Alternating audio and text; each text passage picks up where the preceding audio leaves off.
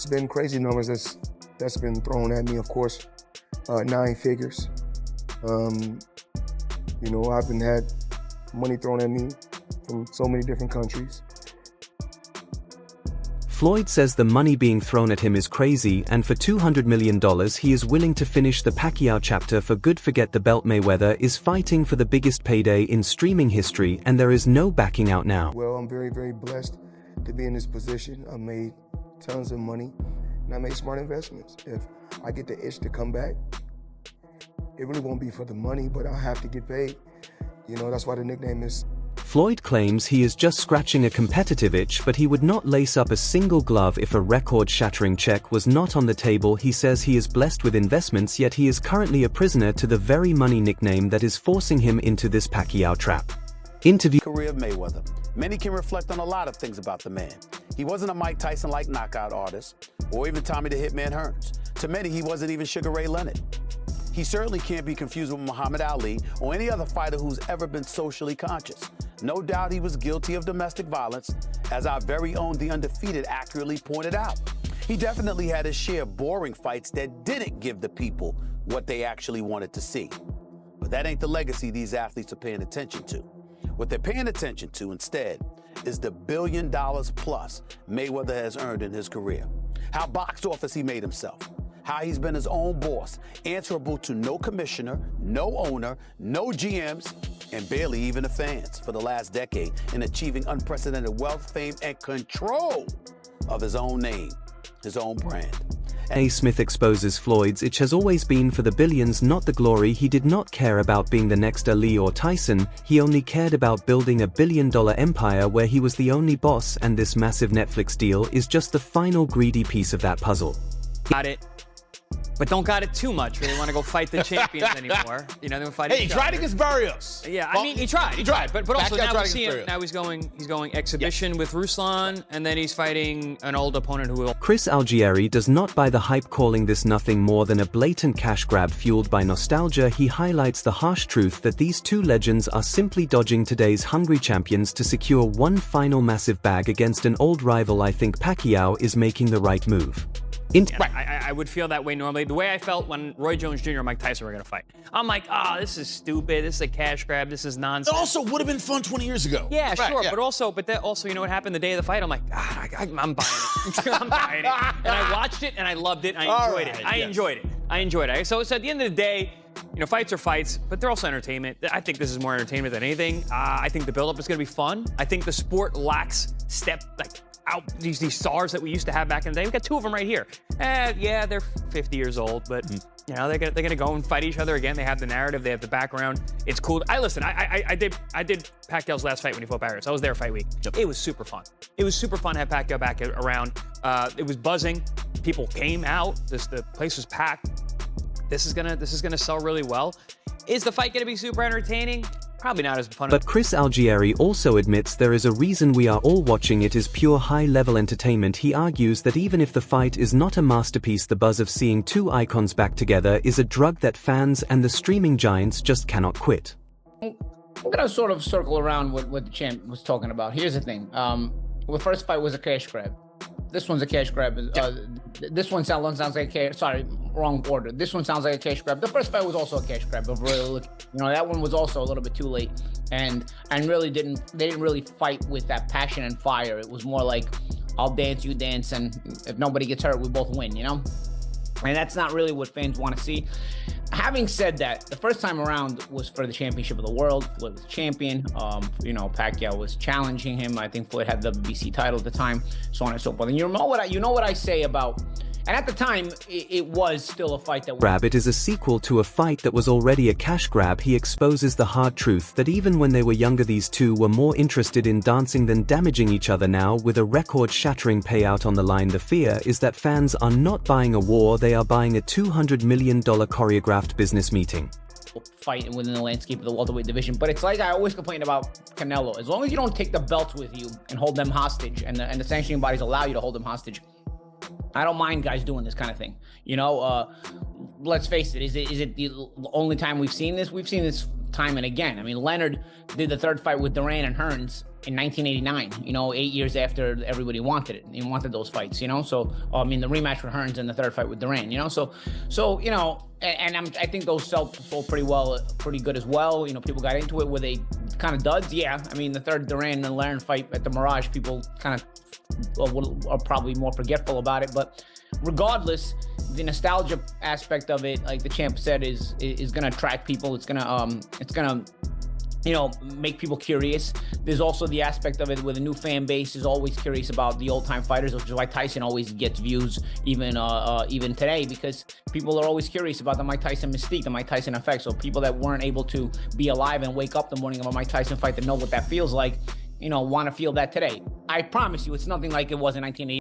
But Pauli Malignaggi knows exactly why Netflix is betting the house on this. The Tyson effect. He explains that even if the fight is a decade too late, the mystery of these legends is a drug that a new generation of fans just cannot resist. It is a calculated play on our curiosity, forcing us to watch two 50-year-olds purely because we are desperate to feel the magic of a boxing era that is long gone. Flying and people wanted to see that fight. This is not going to be that feeling on the morning of.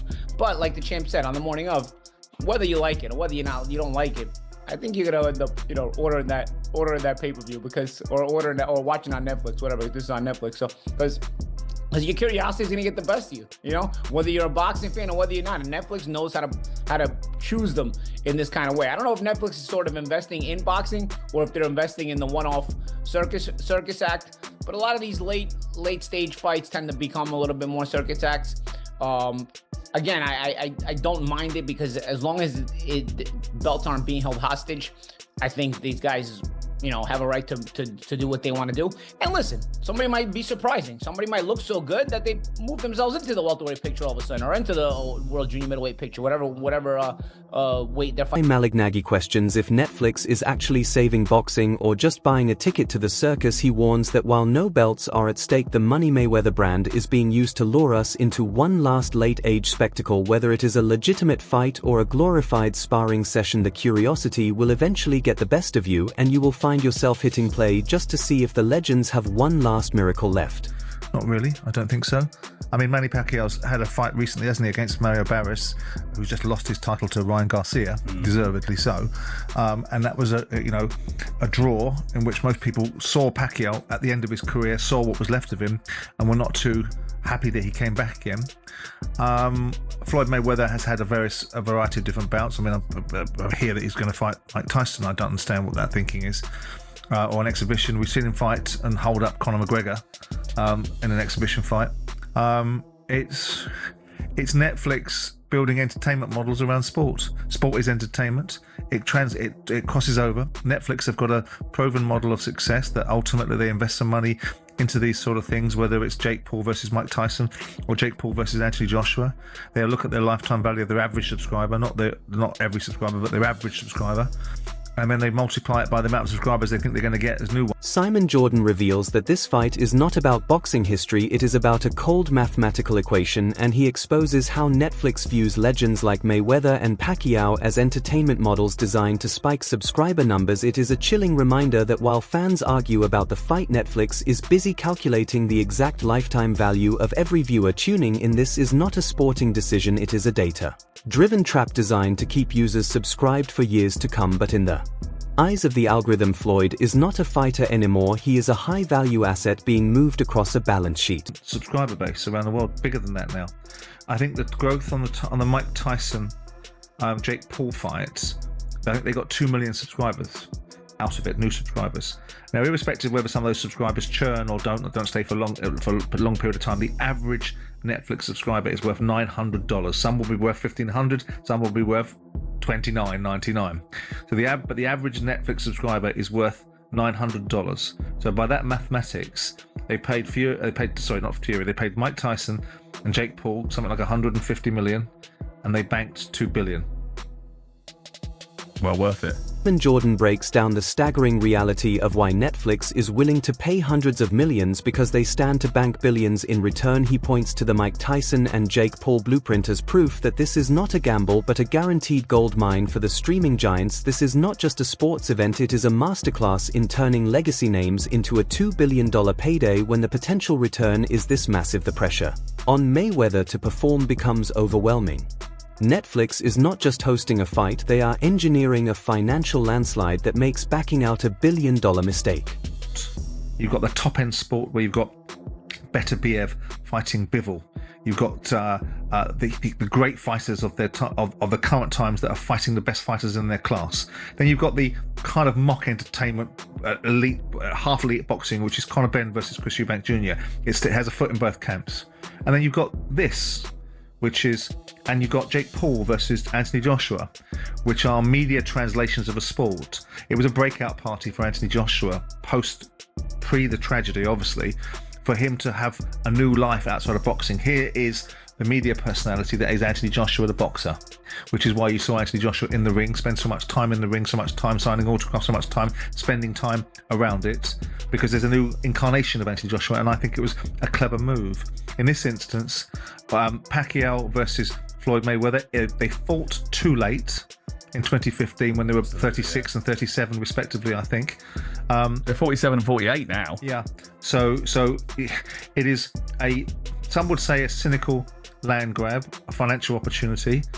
But if people are prepared to pay it, and Netflix are prepared to put it on. In all honesty, Simon Jordan labels this rematch a cynical land grab that exists purely for the money. He argues that we are no longer watching elite sports but a media translation of boxing where the fighter ages do not matter as long as the check clears. In this new world, the sport is just a backdrop for a massive financial opportunity that neither Floyd nor Netflix could ever turn down. It is a transaction where nostalgia is the product and the fans are the customers, even if the quality in the ring is gone. The money nickname ensures the transaction remains ironclad and irresistible. Everyone else's content, and then started to commission their own content. They started to make their own films. You know, The Irishman was a film made for Netflix with Robert De Niro and Joe Pesci, and they started to build out their own content. They're now a business that has huge reach, huge opportunity, and sports is a massive passion center. It's a massive driver.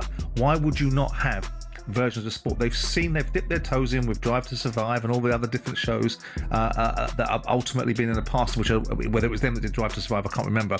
But so, you know, and I'm surprised, and I wouldn't be surprised if we see Amazon come and play more regularly in this. And what it is, and what it should be, is good for the sports in terms of the economics that they bring to the sports. The more Jordan argues that this is the natural, inevitable evolution of global entertainment. Netflix is no longer just a movie platform, it is swallowing up sports to become the ultimate power player in the industry. Whether it is a circus or a classic, this fight represents a new era where streaming giants bring so much money to the table that traditional boxing rules simply no longer apply. This is the future of the sport, where the platform is bigger than the prize fighter as long as the economics work. These legacy fights will continue to dominate the screen whether the purists like it or not. For Floyd Mayweather and Manny Pacquiao, I grew up in high school and middle school ordering their fights on pay-per-view, having fight parties, and then getting a chance to actually cover these two legends.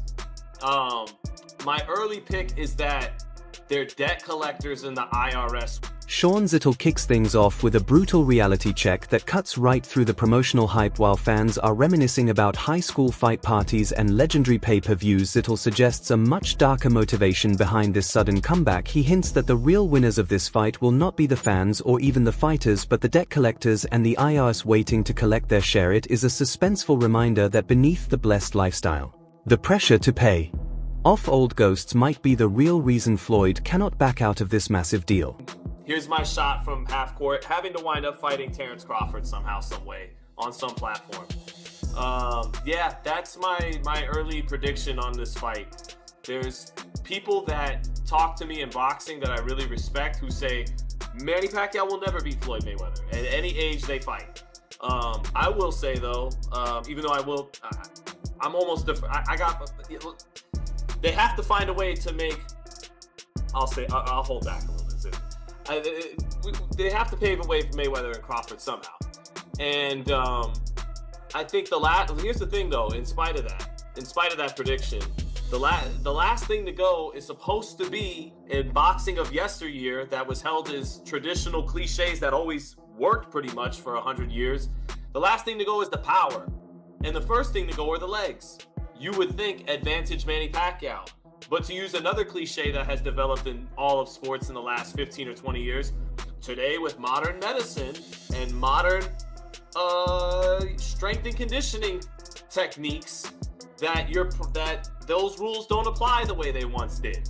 And I saw that in Manny Pacquiao's fight with Mario Barrios. Manny Pacquiao, in any other era, a fighter that relies a huge chunk of his game on his athleticism, his speed, his ability to dart in and out, he was able to still do that, particularly at age 46, pretty good against Mario Barrios, to the point where if anybody won that fight, Sean Zittel dives into the mystery of how two men in their late 40s can still compete at a level that defies human nature. He challenges the old boxing cliché that the legs are the first thing to go, pointing to Pacquiao's recent performance as proof that modern science has changed the game. There is a thrilling sense of disbelief as he suggests that these legends are not just fighting each other, they are fighting time itself by using cutting-edge recovery techniques. They found a way to stay dangerous, making this rematch more than a slow-motion exhibition.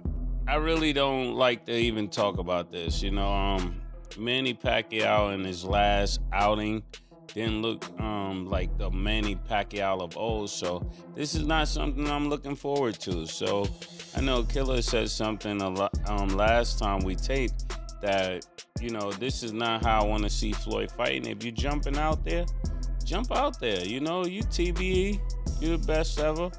The money team, I'm for it. I'm supporting it.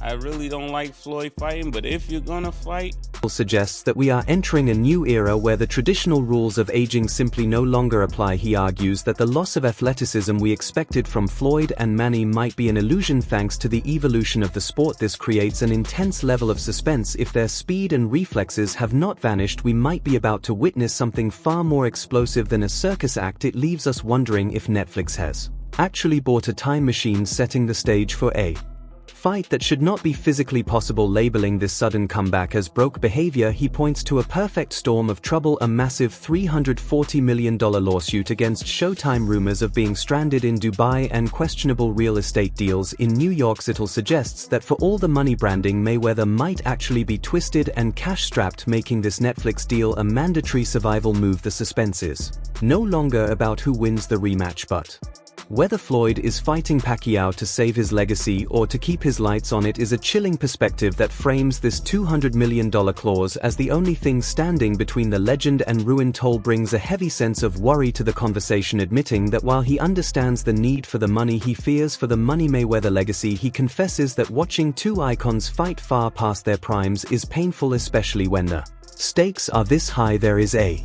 chilling realization that by unretiring for a massive check, Floyd is putting his perfect 50-0 record on the line against a man who could actually beat him. The suspense builds as Hill points out that Floyd has not faced a real boxer in years, making this Netflix deal a massive gamble with his reputation. It is a smooth but haunting transition that asks the ultimate question: is the $200 million worth becoming 50 and 1? These aging legends might not be equal at all. He points out that while Floyd has been coasting through easy exhibitions, Pacquiao has been staying active in real dangerous fights, making this a terrifying trap for the undefeated Mayweather. The suspense heightens as Zittel pivots back to the money, questioning if Floyd's extravagant lifestyle and failing New York real estate deals have finally caught up to him. It is a smooth transition that frames this rematch not as a fair fight but as a high-stakes survival move for a man whose empire might be crumbling. Even with the risks, Ish admits the strategy is working because no matter how much we doubt Floyd's finances, we are all still going to pay to watch. I didn't want to, the first one was whack. The first one to me, a lot of people will say it was past their prime, everything else. I didn't think it was past their prime because they both was kind of active. Of course, Manny Pacquiao was fighting a lot. But the first fight really wasn't a good fight. It was kind of boring to watch. We know Floyd's skill level was superior. Manny Pacquiao hard. yeah. If you want to revisit it. But on a serious note, I didn't like the first fight. I don't think this fight will be better than the first fight. But if Floyd, like I said, we both agreed that we don't necessarily want to see Floyd fight. But if he's going to fight, this isn't one of the fights that I would want to see. Would I watch it? Yeah, I would watch it. I'm watching any fight Floyd does. But if you're asking my opinion on people who I want to see Floyd fight at this particular... But as I said to you in Las Vegas, I'd rather set myself on fire than watch that rematch because it was I've said that, I'm not even joking about this. It was the worst experience of my 25+ year career covering boxing. Absolutely horrible in every sense of the word. The fight stunk. That was the culmination, but everything about it was horrible. I have no interest personally. What I found interesting is that I don't know, a month and a half ago, there was an announcement that Floyd Mayweather was going to fight Mike Tyson in an exhibition match. So I'm not sure where that fits into the situation. I mean, supposedly they have a signed agreement for that fight pending landing, I guess, some kind of broadcast partner. Whether they've done that or not, I don't know. But, it seems like Floyd, for a guy in July, it wasn't like he looked like an old man. I thought he won the fight, to be quite honest. A lot of people thought he won the fight. Floyd hasn't been in the ring in a real fight, quote unquote real fight, because his final official fight was against Conor McGregor, who was making his pro debut. You got to go back to 2017 for that fight. So we're coming up on a decade since he's been in the ring in an official fight. He has had 7 or 8 exhibition matches. And if you've ever spent 30 seconds watching them, other than when he absolutely nuclearized the tension from Japan, the kickboxer, who was 122-pounder at that point, coming up in weight, who's now become a professional boxer, other than destroying him in one round and just blasting out a guy that was just not even, in the ring with him in any meaningful manner, every single one of Floyd's exhibition fights have sucked. Literally been horrible for 4 years, and then he came back and looked okay against Paris. Why are we even thinking about revisiting that? Why? Because there's a bunch of idiots out there that will watch the fight thinking, oh, these are 2 huge names, forgetting how horrible the first fight was. It has no real bearing on the current day boxing scene in terms of pound for pound and championships. Win or lose, it doesn't enhance or detract from either man's legacy. It's just All right, everyone. Stay tuned for the latest in boxing news, highlights, events, and stories. Subscribe to Ring Headquaterzz and turn on notifications so you never miss an update. Be sure to watch our other videos too. Until next time, take care and stay safe.